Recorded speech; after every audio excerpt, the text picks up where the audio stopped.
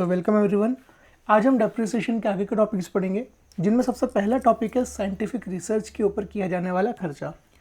ये बिजनेसेस को अलाउड होता है और ये बहुत ही स्पेशल सेक्शन है।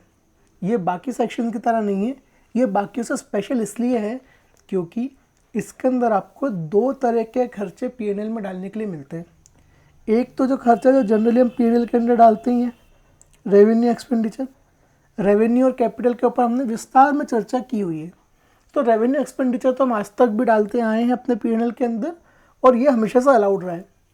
इस सेक्शन की खास बात ये है कि आप इसके अंदर कैपिटल एक्सपेंडिचर को भी 100% एक ही साल में राइट ऑफ कर सकते हो। यानी कि अगर आपने एक बिल्डिंग खरीदी, जिस बिल्डिंग की कॉस्ट थी 1 करोड़ रुपए, इस बिल्डिंग का जो स्ट्रक्चर था उसकी कॉस्ट थी 1 करोड़ रुपए जो आपने बिल्डिंग खरीदी।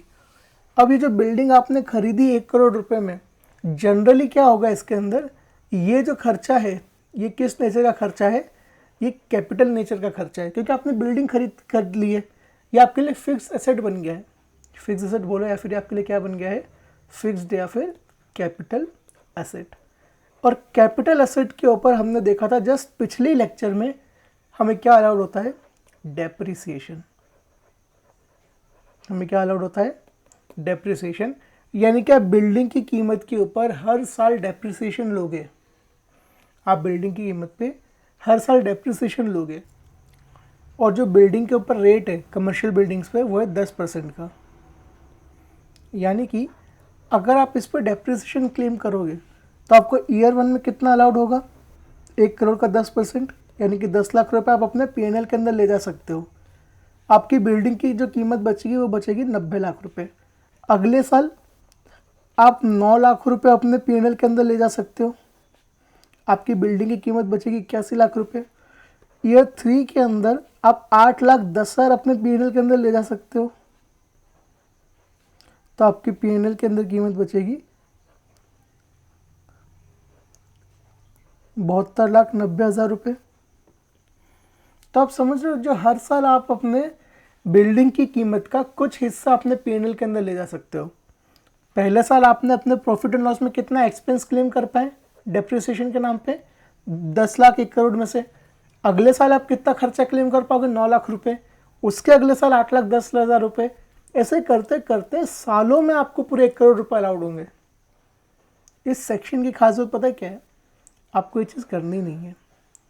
ईयर 1 के अंदर आप अपने बिजनेस के पीएनएल के अंदर पता है कितना ले जा सकते हो, पूरे 1 करोड़ रुपए। यानी कि अगर आपका पीएनएल है इस प्रकार का, जहाँ पर मान लेते हैं जीपी आपका आया 5 करोड़ रुपए, ग्रॉस प्रॉफिट 5 करोड़ है। आपके जो सारे इनडायरेक्ट एक्सपेंस हैं, वो 3 करोड़ रुपए। और जो आपने डेप्रिसिएशन क्लेम किया, आप इस बिल्डिंग पर डेप्रिसिएशन कितना ले पाते, आप इस बिल्डिंग पर डेप्रिसिएशन ले पाते 10 लाख रुपए का। तो यहाँ पे आपका नेट प्रॉफिट कितना बचता, 5 करोड़ में से 3 करोड़ 10 लाख रुपए गए, यानी कि आपका प्रॉफिट बचता 1.9 करोड़ रुपए। और यही आपका टैक्सेबल होता, इसके ऊपर आपका इनकम टैक्स देना पड़ता। परंतु ये होता जनरल केस। अब यही अगर पीएनएल आपका इस सेक्शन के अंदर होता, जैसे आपका अगेन जीपी है 5 करोड़ रुपए और आपके जो इनडायरेक्ट एक्सपेंस हैं, आपके जो दूसरे इनडायरेक्ट एक्सपेंस हैं वो अगेन 3 करोड़ है, बट ये जो आपका कॉस्ट है कैपिटल एक्सपेंडिचर अंडर सेक्शन 35, ये जो आपका 35(1) है, हम आगे पढ़ेंगे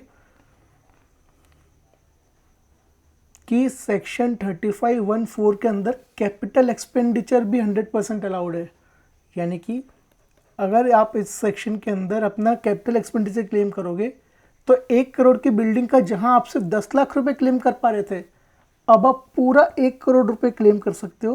तो आपको जो एनपी बचेगा वो बचेगा 1 करोड़ रुपए और अब आपको 1 करोड़ पर ही इनकम टैक्स देना है। मतलब समझे, अगर आप जनरल केस के अंदर बिल्डिंग को परचेज करते तो आपको हर साल 10% अलाउड होती कॉस्ट। इस साल आप 10 लाख रुपए पे डेप्रिसिएशन क्लेम करते, 10 लाख रुपए का प्रॉफिट इतना बचता। अगले साल 9 लाख क्लेम करते, फिर उसका अगले साल 8 लाख 10 लाख क्लेम करते। सेक्शन 35(1) के अंदर क्या हुआ, पहले ही साल पूरे 1 करोड़ आपको बोलता है कि आप अपने P&L के अंदर चार्ज कर सकते हो। पहले ही साल में आपने पूरे 1 करोड़ का डिडक्शन ले लिया। ये स्पेशल चीज़ है सेक्शन के बारे में कि इसमें आपको कैपिटल एक्सपेंस भी अलाउड होता है। आगे हम और भी ऐसे सेक्शंस पढ़ेंगे जिनमें कैपिटल एक्सपेंस अलाउड होता है। ये आपका पहला ऐसा सेक्शन है। समझ गए मतलब कि आप रेवेन्यू खर्चा, सैलरी, रॉ मटेरियल परचेज, ये ना वो, ये सब रेवेन्यू एक्सपेंडिचर तो क्लेम कर ही सकते हो। इस सेक्शन के अंदर आप कैपिटल एक्सपेंडिचर भी क्लेम कर सकते हो। कोई असेट खरीदी, कोई रिसर्च किया, कैपिटल एक्सपेंस का भी खर्चा 100% अलाउड होगा। समझ लेते हैं टॉपिक है किस बारे में। ये टॉपिक है एक्सपेंडिचर ऑन साइंटिफिक रिसर्च।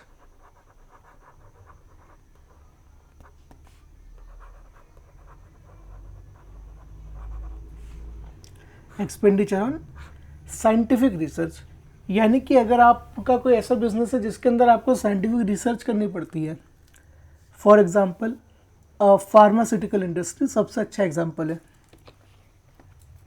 सबसे अच्छा एग्जांपल है इसका फार्मा सेक्टर। मान लेते हैं कि फार्मास्यूटिकल कंपनी है, for example Bharat serum.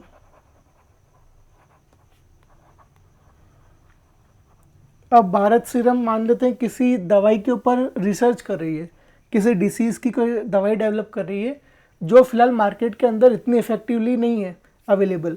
Market के अंदर जो उसके सब्सिट्यूट अभी अवेलेबल है वो कम इफेक्टिव है, यानी कि उनसे दवाई जो यानी कि उनका जब यूज़ करते हैं, उनको जब कंज्यूम करते हैं कंज्यूमर्स, तो उनके जो बीमारी हो ठीक होने में काफ़ी टाइम लगता है, साइड इफ़ेक्ट्स होते हैं। तो भारत सीरम कंपनी हो गई, या फिर सिप्ला हो गई, या डॉक्टर रेड्डीज लेबोरेटरी हो गई, MSD है, एबट है, ये सब कुछ बहुत फेमस दवाई की कंपनी है। तो मान लेते हैं कि ये सब कंपनियों में कोई भी अगर उस दवाई के ऊपर रिसर्च कर रहा है तो रिसर्च करने के लिए बहुत से खर्चे आते हैं। जब भी किसी दवाई के ऊपर रिसर्च होती है तो रिसर्च के ऊपर बहुत से खर्चे आते हैं। सबसे पहले जो ह्यूमन रिसोर्स उसके अंदर लगता है, यानी कि जो साइंटिफिक रिसर्च करने वाले लोग होते हैं उनकी सैलरीज लगती है।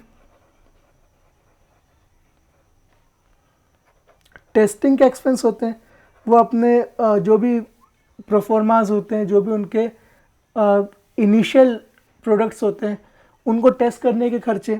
उसके अलावा इक्विपमेंट खरीदने पड़ते हैं, रिसर्च करने के लिए इक्विपमेंट्स लगते हैं कि वो जिनका यूज़ करके वो रिसर्च होगी। कोई स्पेशल कंप्यूटर की आवश्यकता है, फर्नेस की आवश्यकता है, कोई टूल्स की आवश्यकता है स्पेशल, वो इक्विपमेंट्स हो गए। उसके अलावा जो ट्रायल्स होते हैं उनको कंडक्ट करवाने का खर्चा। उसके अलावा जो रिसर्च का कंटेंट एक्सेस करना पड़ता है उनको, अलग अलग जर्नल्स, बुक्स, मैनुअल्स, इन सब का यूज़ करना पड़ता है। कंटेंट उनको ढूंढना पड़ता है रिसर्च के लिए अलग अलग जगहों से। तो आप समझो ये सब जो आपके खर्चे होते हैं, ये सब खर्चे आपके HR में लगते हैं, ये सब खर्चे आपके रिसर्च में लगते हैं। उसके अलावा कैपिटल एक्सपेंडिचर भी होता है, मशीनें लानी पड़ती हैं।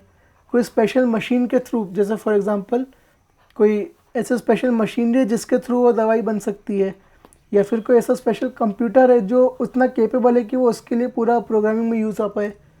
तो समझ लो ये सब जो ऐसे खर्चे होते हैं जो साइंटिफिक रिसर्च के लिए करना पड़ते हैं, वो सब खर्चों का जो डिडक्शन है वो इस सेक्शन के अंदर अलाउड होता है। समझे? तो ये जो फार्मास्यूटिकल कंपनीज़ हैं, मान लेते हैं कि ये किसी स्पेशल मेडिसिन पे काम कर रही है, तो उस मेडिसिन को डेवलप करने के लिए जो लोग इन्वॉल्व होंगे डेवलपमेंट में, उनके HR की सैलरीज लगेगी। जो टेस्टिंग करेंगे वो अलग अलग उसका खर्चा आएगा, जो इक्विपमेंट्स उनको लगेंगे वो खर्चा आएगा। जब वो अपने इनिशियल प्रोडक्ट बनाएंगे तो उनको ट्रायल देना पड़ेगा। उसके अलावा वो जो रिसर्च के लिए जो अलग अलग आर्टिकल्स रेफर करेंगे, बुक्स रेफर करेंगे, उन सब का खर्चा। जो कैपिटल एक्सपेंडिचर होगा, मशीनरी खरीदनी पड़ेगी, फॉर एग्जांपल कंप्यूटर को स्पेशल खरीदना पड़ेगा। तो ये सब चीज़ें, एक कोई लैब डेवलप करवानी पड़ी है तो फिर मान लेते हैं कि इनको एक स्पेशल लैब डेवलप करवानी पड़ी, जिस लैब के अंदर ऐसा एनवायरनमेंट बना है कि वो मेडिसिन डेवलप की जा सके। तो बहुत मतलब कितने भी खर्चे हो सकते हैं। हम ये नहीं कह सकते कि रिसर्च में 4 खर्चे होंगे, कितने भी खर्चे जो साइंटिफिक रिसर्च में लगे वो खर्चा इनको करना पड़ता है। तो आप समझ रहे हैं, ये सब खर्चे इनको करना पड़ता है, तब जाके ये कोई मेडिसिन बना पाते हैं। तो ये जो सेक्शन हम पढ़ रहे हैं, सेक्शन 35(1), ये सेक्शन इसी बारे में है। ये जो सेक्शन है पूरा वो इसी बारे में है कि जब कोई कंपनी साइंटिफिक रिसर्च के ऊपर ये सब खर्चे करती है तो इन सब का डिडक्शन उसको मिलता है, ऐसा मान के कि इनके बिजनेस का खर्चा है। समझ रहे हैं आप? जैसे डेप्रिसिएशन है, डेप्रिसिएशन आपको कहाँ अलाउड होता है? सेक्शन 32 के अंदर। उसी प्रकार से सेक्शन 35 के अंदर साइंटिफिक रिसर्च का खर्चा अलाउड होता है। ये सब अलग अलग सेक्शन है जिनमें आपको अलग अलग खर्चे अलाउड है। सेक्शन 35 मतलब आपको साइंटिफिक रिसर्च पर कोई खर्चा करा तो उसका आपको डिडक्शन मिलेगा। ठीक है। अब कुछ कंपनियां ऐसी है जिनको रिसर्च, जिनके बिजनेस में होती ही नहीं है। अगर कोई ऐसा बिजनेस है जिसके खुद के बिजनेस के अंदर रिसर्च होती नहीं है, या फिर वो खुद रिसर्च नहीं करवा सकता, तो ऐसी कंपनियां क्या कर सकती हैं? वो दूसरों से अपनी रिसर्च करवा सकती हैं। वो दूसरों से अपनी रिसर्च करवा सकती है। कोई ऐसी कंपनी जो रिसर्च में ही इंगेज्ड हो, या फिर अगर कोई ऐसी कंपनी जो ऑलरेडी अपने लिए रिसर्च कर रही है तो उनको डोनेशन दे सकती है। तो आप समझ रहे हैं, जो एक्सपेंस अलाउड होता है साइंटिफिक रिसर्च में,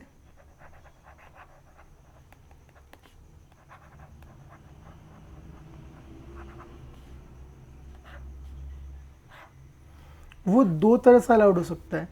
या तो ओन रिसर्च, या तो जो कंपनी खुद रिसर्च करती हो, या फिर वो डोनेशन दे किसी ऐसे इंस्टीट्यूशन को जो ऑलरेडी रिसर्च कर रहा है। इस सेक्शन के अंदर आपको दोनों का डिडक्शन मिलता है 100%। यानी कि अगर हम खुद रिसर्च कर रहे हैं तो भी डिडक्शन मिलेगा, कोई दूसरा रिसर्च कर रहा है, हमने उसको डोनेशन दे दिया, उसका भी डिडक्शन मिलेगा। ठीक है। अच्छा, बट एक बात है, हम रिसर्च करेंगे तो हम अपने बिजनेस के लिए ही करेंगे। तो ओन रिसर्च का खर्चा कब अलाउड होगा? For research related to business.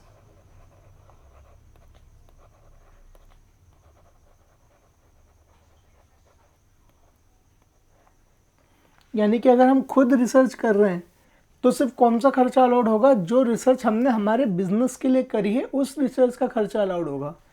जैसे फॉर एग्जांपल, अगर सिप्ला है, ये रिसर्च करती है, मान लेते हैं किसी इकोनॉमिक्स की फील्ड में। जैसे फॉर एग्जांपल सिप्ला अगर रिसर्च करती है किसी नॉन फार्मा फील्ड में, किसी ऐसे फील्ड में रिसर्च करते सिप्ला जो फार्मा की नहीं है, तो डिडक्शन अलाउड नहीं होगा उनको। यानी कि अगर खुद रिसर्च कर रहे हो, खुद रिसर्च करके खर्चा क्लेम कर रहे हो, तो वही रिसर्च करनी पड़ेगी जो तुम्हारे बिजनेस से रिलेटेड हो। हाँ, बट अगर डोनेशन दे रहे हो किसी और को तो हर रिसर्च के लिए अलाउड है। और अगर कोई दूसरी कंपनी है जो रिसर्च ऑलरेडी कर रही है तो वो तो किसी भी काम के लिए रिसर्च कर सकती है, उनकी कोई मर्जी हो। उनको अगर किसी चीज़ की रिक्वायरमेंट है तो वो उसके लिए रिसर्च कर रही है। आप उनको पैसा दे दो उनकी रिसर्च में हेल्प करने के लिए, आपको खर्चा अलाउड हो जाएगा। बट खुद रिसर्च कर रहे हो तो अपने बिजनेस के रिगार्डिंग रिसर्च ही काम आएगी। समझ में आ रहा है? कोई दूसरा रिसर्च कर रहा है तो वो अपनी मर्जी से रिसर्च कर रहा है अपने टॉपिक पे, उसको डोनेशन दोगे तो खर्चा अलाउड है। खुद रिसर्च कर रहे हो तो अपने बिजनेस से रिलेटेड रिसर्च ही करनी पड़ेगी। नॉन बिजनेस पे रिसर्च करिए अगर, तो अलाउड नहीं होगा। समझ में आ गया? यहाँ पर जो आपका अलाउंस होगा डिडक्शन का, यहाँ पर आपको रेवेन्यू खर्चा भी अलाउड है और यहाँ पर आपको कैपिटल खर्चा भी अलाउड है। ठीक है, आपका रेवेन्यू खर्चा भी अलाउड है और आपको कैपिटल खर्चा भी अलाउड है। डोनेशन तो किसी भी फॉर्म में हो सकता है। समझ में आ गया? अब सवाल ये उठता है कि हम अगर पीजीबीपी के अंदर खर्चा क्लेम कर रहे हैं तो जाहिर सी बात है हम अपने बिजनेस के लिए रिसर्च कर रहे हैं, डोनेशन की बात नहीं कर रहे, हम अपने खुद की रिसर्च कर रहे हैं। जैसे मान लेते हैं भारत सीरम रिसर्च कर रही है, तो भारत सीरम का रिसर्च करने का पर्पस क्या है? क्या वो रिसर्च करके जो रिसर्च का डॉक्यूमेंट रहेंगे उसको गूगल पर डाल देंगे? बिल्कुल नहीं, वो अपने खुद की दवाइयाँ उससे बना के बेचेंगे मार्केट में। तो भारत सीरम जो रिसर्च कर रहा है, जो साइंटिफिक रिसर्च भारत सीरम कर रहा है, वो है टू प्रोड्यूस मेडिसिन्स, यानी कि अगर उनको किसी डिसीज़ का एंटीडोट मिल गया, कोई डिसीज़ का सॉल्यूशन मिल गया, तो क्या करेंगे? They will produce its medicine. और वो मेडिसिन बनाने का पर्पस क्या है? To sell the medicine. तो ये क्या हो गया? इनका बिजनेस हो गया। तो भारत सीरम जो रिसर्च कर रही है, जो सिप्ला रिसर्च कर रही है, डॉक्टर रेड्डी हैं, ये जो जितनी भी आपके फार्मास्यूटिकल कंपनीज हैं, ये जो रिसर्च कर रही है, इस रिसर्च का पर्पस क्या है? इसका पर्पस है मेडिसिन बनाना और उस मेडिसिन को मार्केट पे एक एडवांटेज पे बेचना। अभी मार्केट में उससे अच्छी मेडिसिन नहीं होगी अगर ये मैन्युफैक्चर कर रहे रिसर्च के थ्रू, तो रिसर्च करके इन्होंने मार्केट से अच्छी मेडिसिन बनाई, तो उसका पर्पस है कि मार्केट में और अच्छे से तेज़ी से बेच पाएंगे अपनी मेडिसिन को, हायर प्राइस में बेच सकते हैं। तो this is how their business work. वो अपने धंधे के लिए कर रहे हैं रिसर्च। अब ये तो बहुत बड़ी कंपनी हो गई, तो ये जो बड़ी कंपनी है इनका तो चल रहा है। मान लेते कोई छोटी कंपनी है, ये कोई 3 डॉक्टर हैं,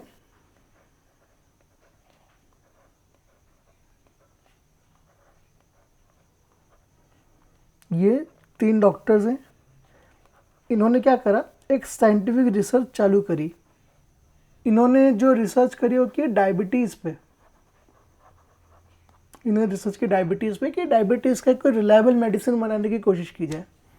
ठीक है, तो इन्होंने डायबिटीज़ पे रिसर्च करी। अब रिसर्च करते करते करते ऐसा तो है नहीं कि आज रिसर्च करी, कल मेडिसिन हाथ में आ गई, परसों बेच दी, ऐसा नहीं होता। अब ये जो 3 थे, इनको मैं रिसर्च करने में लग गए 2 साल। और 2 साल के बाद 1 साल और इनको लगा सब मैन्युफैक्चरिंग का सेटअप वगैरह करने में, कंपनी वंपनी इनकॉर्पोरेट करवाने में। तो जो 1 ईयर का जो इनको टाइम लगा, वो लगा अपने प्रोडक्ट को मैन्युफैक्चर करने में और उसको फाइनलाइज करने में। सब इन्होंने 1 साल में पूरा सेटअप किया, मशीनरी इकट्ठा करी, ट्रायल टेस्टिंग करी, सब करा। और उसके बाद फाइनली जो इनका 4th ईयर था, उसके अंदर इनका बिजनेस स्टार्ट हो गया।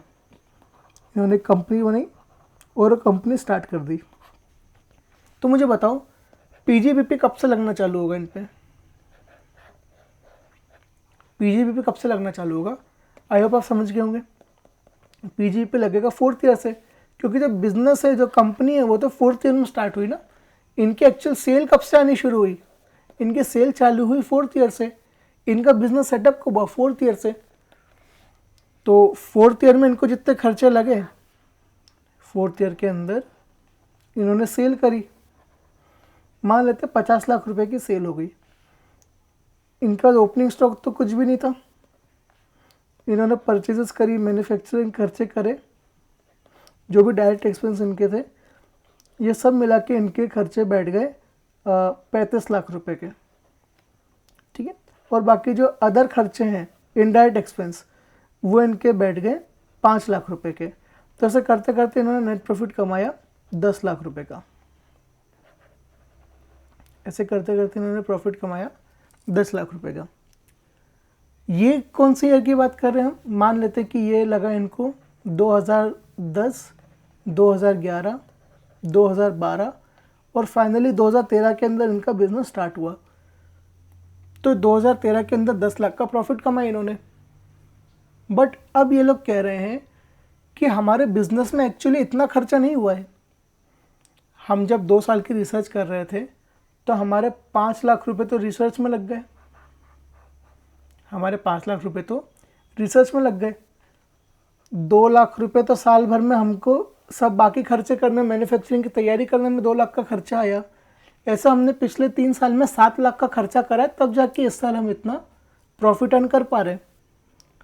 तो जो 7 लाख पे इन्होंने खर्चा किया है, अगर आप देखो तो इस साल तो इन्होंने कोई साइंटिफिक रिसर्च किया क्या?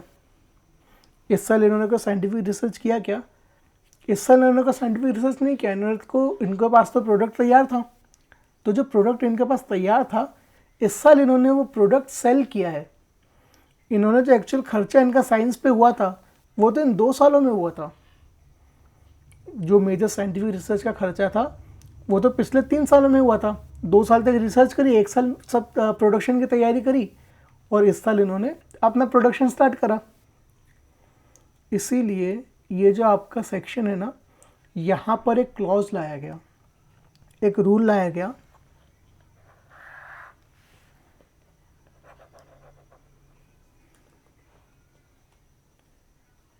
Expense on scientific research of, इसको ध्यान देना, last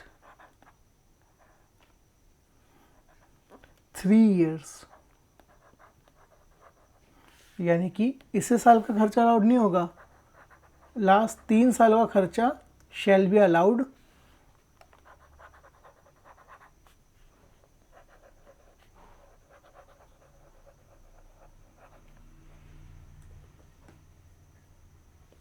expenditure on scientific research of last 3 years shall be allowed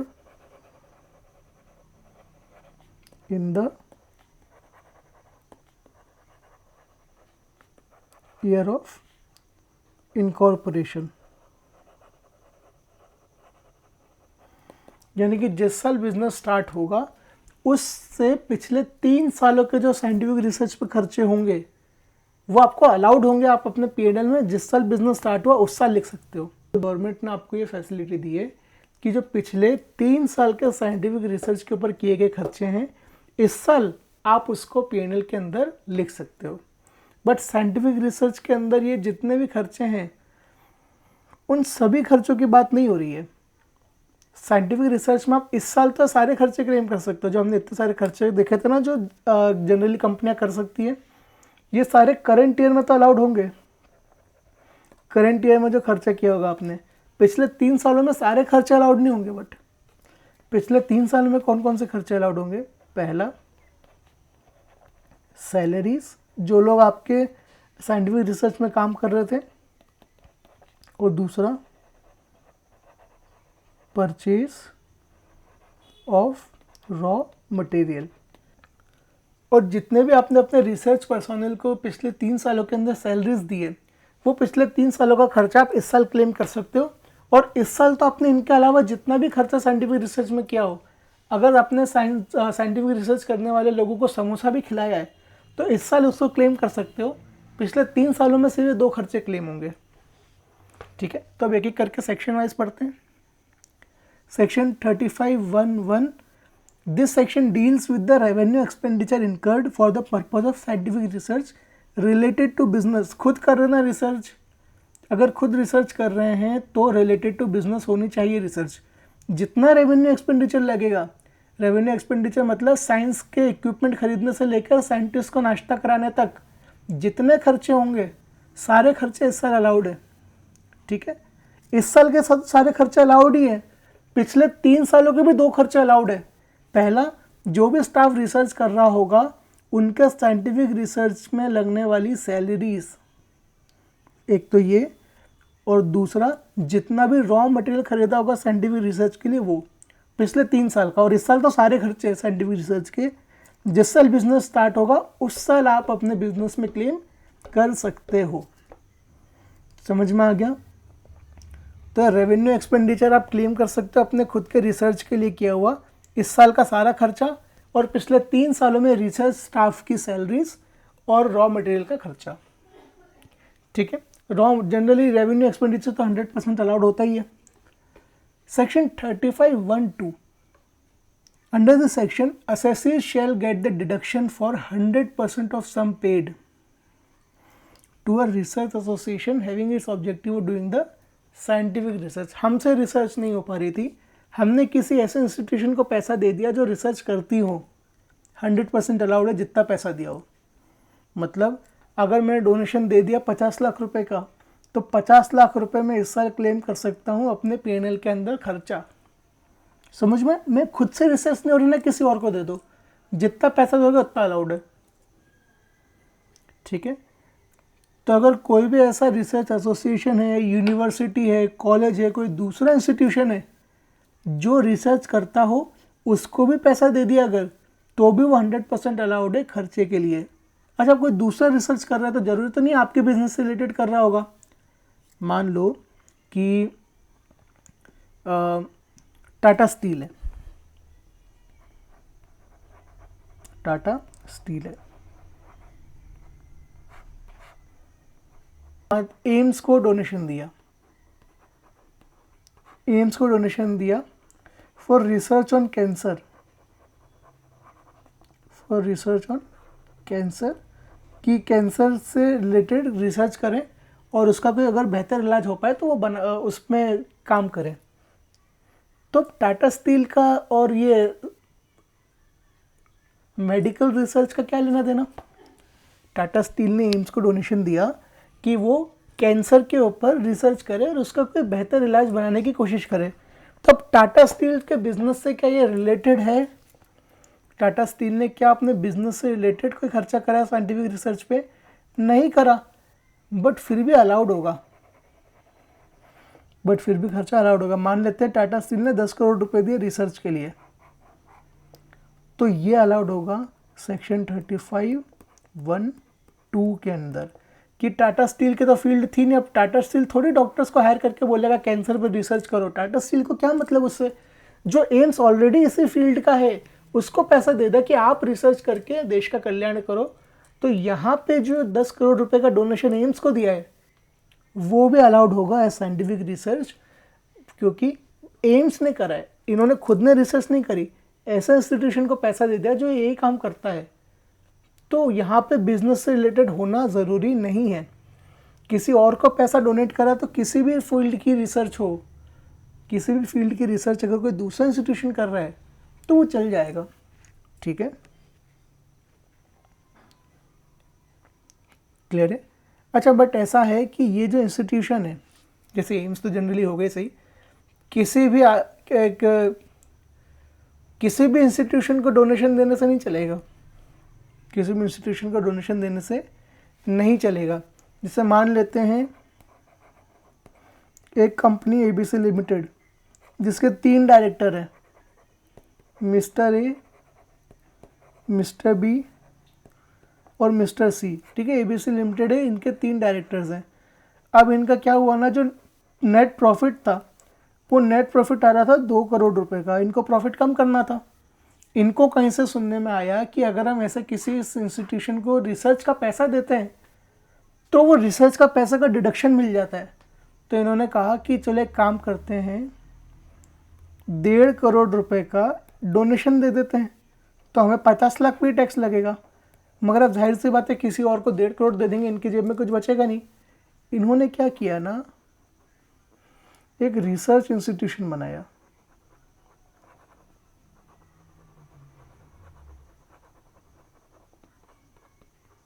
एक रिसर्च इंस्टीट्यूशन बनाया, CBA इंस्टीट्यूट। इन्होंने एक रिसर्च बनाया CBA इंस्टीट्यूट, जिसके अंदर पता कौन होंगे 3 मालिक? उसके 3 मालिक हैं मिस्टर सी, मिस्टर बी और मिस्टर ए। अब ये गवर्नमेंट को बोल रहा है आपने ऐसा तो बोला नहीं था कि हम अपने खुद के इंस्टीट्यूशन को नहीं दे सकते पैसा। गवर्नमेंट भी बोल रही सही बात है। इन्होंने क्या करा, अपना एक रिसर्च इंस्टीट्यूशन बनाया, ओपन करवा लिया, जो भी फॉर्मेलिटीज़ थी वो करवा के एक अपना रिसर्च इंस्टीट्यूशन ओपन करा, जिसको इन्होंने 1.5 करोड़ रुपए का डोनेशन दे दिया अंडर साइंटिफिक रिसर्च। 1.5 करोड़ रुपए का डोनेशन दे दिया अंडर साइंटिफिक रिसर्च, ठीक है। तो इनका जो प्रॉफिट बचा 50 लाख का, ये 50 लाख पे इन्होंने टैक्स दे दिया। यहाँ पर भी इन्होंने जो साइंटिफिक रिसर्च का जो खर्चा है वो सब क्लेम कर के ये 1.5 करोड़ रुपए भी यहाँ पर खा गए। और यहाँ पर तो साइंटिफिक रिसर्च का खर्चा अलाउड है। जो भी कैपिटल एक्सपेंडिचर किया इन्होंने रिसर्च के ऊपर, कैपिटल एक्सपेंडिचर दिखाकर कोई भी बिल्डिंग वगैरह खरीद ली, जो भी इनके एसेट थे, और उसमें 1.5 करोड़ हजम कर गए। तो यहाँ पे देखो, ऐसा भी तो लोग कर सकते हैं, अपने रिसर्च इंस्टीट्यूशन बना लिया कि हम ये रिसर्च करते हैं, तो गवर्नमेंट यहाँ पर ये भी रूल लेकर आई, such institution should be approved by central government in official gazette. जो गजट होता है भारत का, गजट यानी भारत का राजपत्र, तो ये मेन डॉक्यूमेंट है गवर्नमेंट का। तो उन्होंने क्या बोला कि हम इसको दिया हुआ 1 पैसे का डोनेशन तब तक मान्य नहीं करेंगे जब तक ये क्या ना हो, जब तक ये ना हो अप्रूव्ड।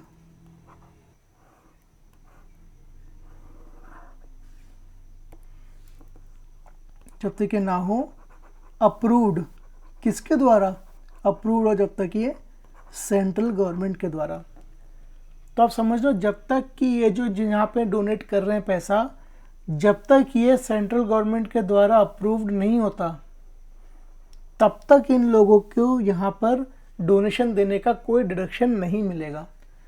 तो अगर सेक्शन 35(1)(2) के तहत आप किसी भी कंपनी को, किसी भी एसोसिएशन को, इंस्टीट्यूशन को डोनेट कर रहे हो पैसा साइंटिफिक रिसर्च के लिए, तो ये 1.5 करोड़ रुपये अगर डोनेट किया इन्होंने, तो 1.5 करोड़ रुपये का डिडक्शन सेक्शन 35(1)(2) में तभी मिलेगा जब ये इंस्टीट्यूशन क्या होगा, अप्रूव्ड बाय सेंट्रल गवर्नमेंट। और इस प्रकार के फर्जी इंस्टीट्यूशन को तो सीजी रिकग्निशन देने से रहा, तो ये तो मिलने नहीं वाला है। तो ये 1.5 करोड़ रुपये इनका डोनेशन बिल्कुल रिजेक्ट हो जाएगा ऑन द फेस, समझ लो। तो इसीलिए जब भी कोई आप रिसर्च इंस्टीट्यूशन को पैसा डोनेट करते हो, ये चेक करना पड़ता है कि वो जो इंस्टीट्यूशन है वो क्या सेंट्रल गवर्नमेंट द्वारा अप्रूव्ड है भी या नहीं इस प्रकार का डोनेशन लेने के लिए। समझ में आया?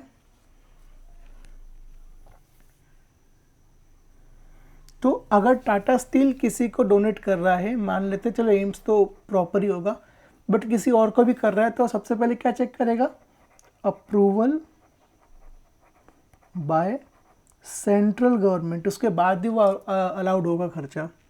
समझ में आया? तो ये होता है आपका सेक्शन 35(1)(2)। साइंटिफिक रिसर्च का खर्चा तभी अलाउड है जब वो किसी ऐसे इंस्टीट्यूशन को दिया हो पैसा जो सीजी द्वारा अप्रूव्ड हो। सेक्शन 35(1)(2)(a), सेक्शन 35(1)(2)(a,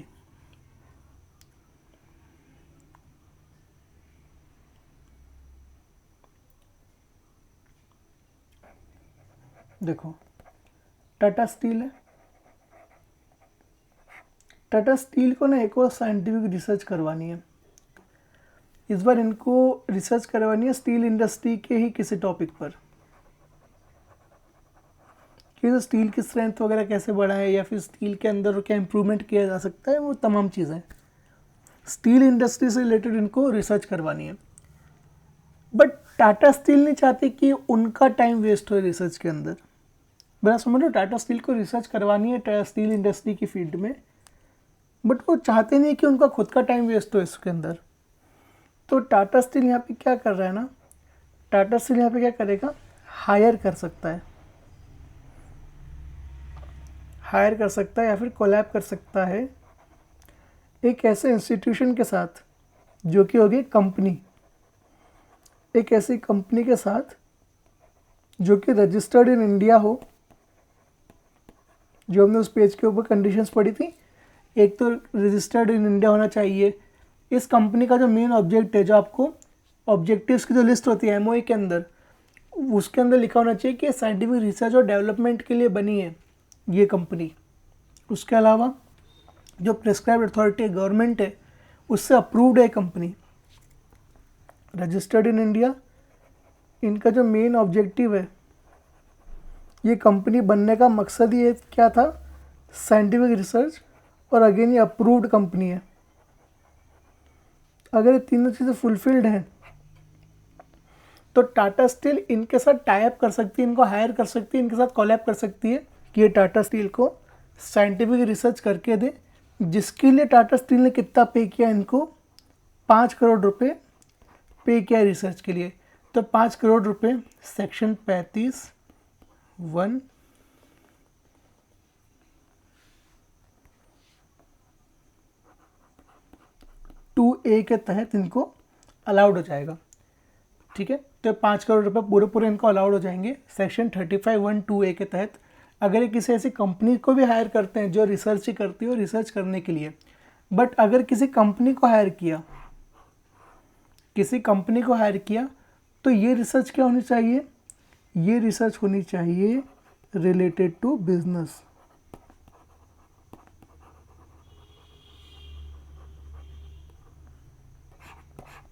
मतलब 2 वर्सेस 2A के अंदर डिफरेंस समझ रहे हो ना, 35 1 2 वर्सेस 35 1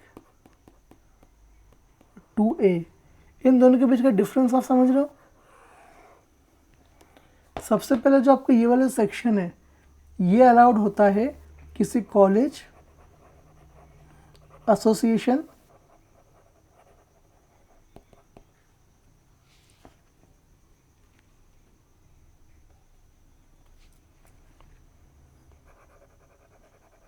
यूनिवर्सिटी या फिर किसी अदर इंस्टीट्यूट को देने पे, और ये अलाउड होता है किसी कंपनी को पे करने पे, ठीक है। और दूसरी बात, यहाँ पे रिलेटेड टू बिजनेस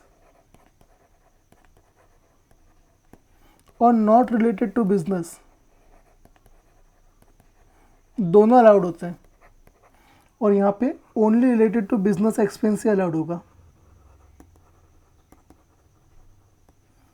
समझ लो, जो आपका ये सेक्शन 35(1)(2) है वो उसमें डिडक्शन कब मिलेगा, किसी कॉलेज को, एसोसिएशन को, यूनिवर्सिटी को, या फिर इसी प्रकार के किसी और इंस्टीट्यूट को अगर पैसा दे रहे हो तो आपको इसका डिडक्शन मिलेगा, चाहे रिसर्च बिजनेस से रिलेटेड हो या ना हो, दोनों में।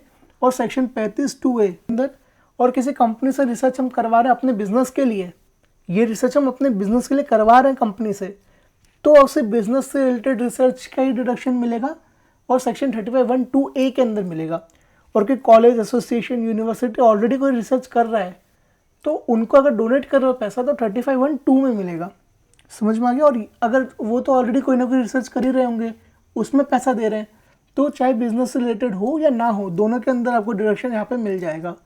क्योंकि आप रिसर्च अगर करवा रहे हो तो अपने बिजनेस से रिलेटेड करवाओगे, तो यहाँ पर स्पेसिफिकली कंपनी को हायर कर रहे हैं कि इस पर रिसर्च करनी है। और कोई एग्जिस्टिंग कॉलेज, एसोसिएशन, जैसे एम्स था, एम्स तो ऑलरेडी कर रहा होगा रिसर्च इन टॉपिक्स पर, तो उनको पैसा दे रहे हो अगर आप, तो आपको यहाँ पर 35(1)(2) के अंदर अलाउड होगा, ठीक है। तो यहाँ पे कंपनी के केस में हम रिसर्च करवाते हैं हमारे फील्ड के लिए, और यहाँ पर ऑलरेडी इनकी रिसर्च को सपोर्ट करने के लिए डोनेट करते हैं हम। आई थिंक दोनों में डिफरेंस क्लियर हो रहा है आपको। तो हमने पढ़ लिया 35(1)(1), 35(1)(2) और 35(1)(2)(A। क्लियर है। तो अगली क्लास के अंदर हम कंटिन्यू करेंगे आगे के सेक्शंस। आई होप आपको रिसर्च क्लियर है, ठीक है।